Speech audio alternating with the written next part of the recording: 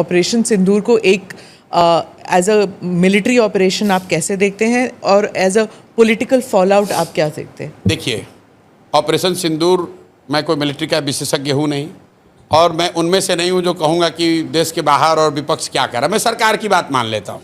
सरकार ने कहा, हम लोग के विदेश मंत्री ने कहा, जयशंकर जी पढ़े लिखे समझदार बहुत सुलझे हुए व्यक्ति हैं, जयशंकर जी ने ये कहा ऑपरेशन सिंदूर के हवाले से, शायद आप लोग के ही इंटरव्यू में, कि जो सीज़ फायर हुआ वो पाकिस्तान की पहल पर हुआ। तो मैं भाई जयशंकर जी की बात को मानता हूँ।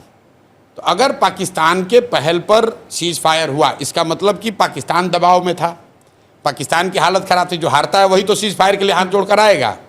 तो अगर पाकिस्तान दबाव में था 1 दिन या 2 दिन के सिंदूर ऑपरेशन सिंदूर के बाद, तो भाई आप काहे सीज़ फायर किए? आपको 2-4 दिन और चलने देना चाहिए था, वो पाकिस्तान को मार के सेना वाले ठंडा कर देते। तो ये तो सरकार अपनी ही बात में फंसी हुई है। सरकार ये कह रही है कि मिलिटरीली ये सक्सेसफुल है।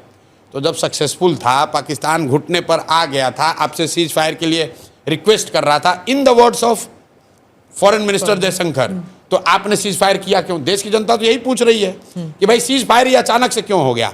ट्रंप जी अपना अलग डफली बजा रहे हैं कि हमने अमेरिका से ही करा दिया।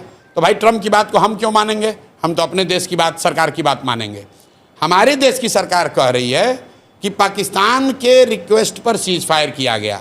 तो देश के नागरिक होने के नाते हम लोग पूछ रहे हैं कि भाई इतने दिन के बाद मौका मिला था, आपने ऑपरेशन सिंदूर शुरू किया, देश भर के लोग आपके साथ खड़े हुए, और पाकिस्तान की हालत ये हो गई कि एक ही दिन में सीज फायर के लिए वो घुटने पर आ गए थे, तो 2-4 दिन और चलने देते। तो सर, और अगर क्या ऑब्जेक्टिव था जो पूरा हो गया कि मीडिया में तो ये चला कि इस्लामाबाद लेना ऑब्जेक्टिव है, नहीं, वो तो मीडिया में तो ये चला कि बलूचिस्तान को स्वतंत्र कराना ऑब्जेक्टिव है, मीडिया में तो ये चला कि जैसे इंदिरा जी ने, सुनिए ना भाई, हम कैसे बोल रहे हैं, मैं बोल रहा हूं भाई, लोगों ने ये कहा, सुनिए, अमित शाह जी ने कहा है पार्लियामेंट में कि हम लोग वो लोग हैं जो देश के लिए जीने मरने वाले हैं, पाकिस्तान ऑक्यूपाइड कश्मीर को लेना हमारा लक्ष्य है।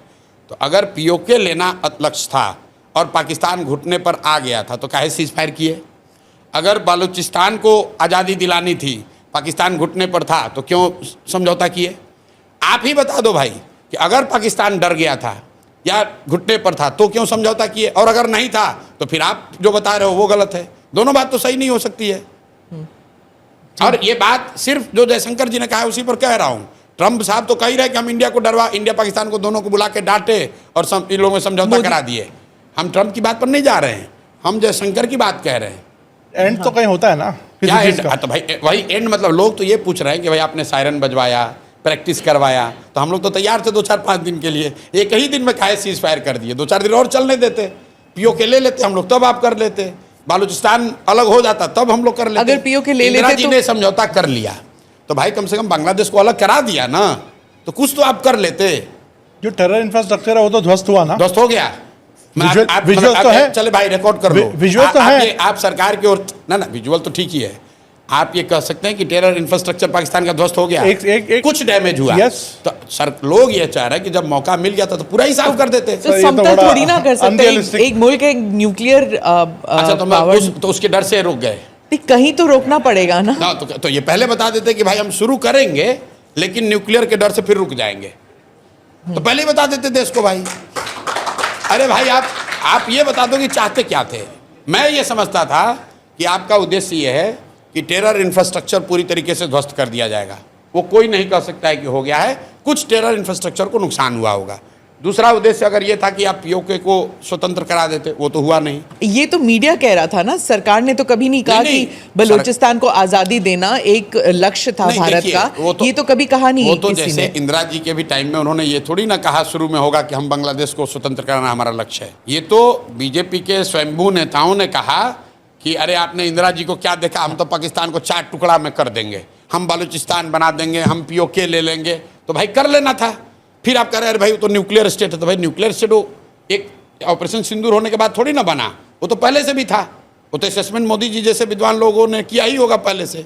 तो भाई काहे लड़ाई शुरू किए? और किए तो पूरा करना चाहिए। देश की जनता ने तो नहीं कहा कि हम लोग न्यूक्लियर वाले से डर रहे हैं। भाई देश की जनता तो आपने जब सायरन बजवाया तो हम लोग अंधेरे में निकले, सब जाके प्रैक्टिस कर लिया कि भाई चलो अब न्यूक्लियर गिरे या बम गिरे हम लोग तैयार हैं। तो काहे भागे आप मैदान छोड़ के? चलिए। इसका नुकसान है। मैं आपको ऑन सीरियस नोट, हाँ, बीजेपी को अगर आप मुझे एज एनालिस्ट पूछेंगे तो चुनावी नुकसान होगा। जिस मैनर में ऑपरेशन सिंदूर को जिस मैनर में रोका गया, और खासकर ट्रंप के ट्वीट के बाद, मैं अपना अनुभव आपको बता रहा हूं। मुझे किसी ने अमेरिका से भेजा उस समय कि ट्रंप ने ट्वीट किया है कि सीज फायर हो गया। तो मैंने कहा यार फोटोशॉप होगा, ये ऐसा कैसे हो सकता है, ये विश्वास नहीं कर सकते हो आप। स्पीच था उनका। हाँ, नहीं, ट्वीट पहले, सबसे पहले ट्वीट आया था।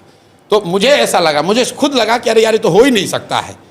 तो मतलब देश की जनता को ये लगा कि यार इतना बड़ा, जब हम लोग तैयार मेंटली प्रिपेयर हो ही गए थे तो 1-2 दिन 4 दिन एक उसको लॉजिकल कंक्लूजन तक ले जाना था। नहीं ले गए, चलिए उनका डिसीजन है, लेकिन नहीं हुआ, मतलब पॉलिटिकल वो खुद भी कह रहे हैं कि नहीं हुआ है। उसके बाद आप मोदी जी का बयान सुनिए, डैमेज कंट्रोल करने के लिए वो क्या कह रहे हैं कि ऑपरेशन सिंदूर जारी है, उसका फॉर्म बदल गया है। वो भी नहीं कह सकते हैं कि रोक दिया है, क्योंकि उनको भी मालूम है कि देश की जनता ये नहीं चाहती थी कि रुके। जिस तरीके से सीज फायर हुआ उससे बीजेपी को पॉलिटिकल नुकसान होगा।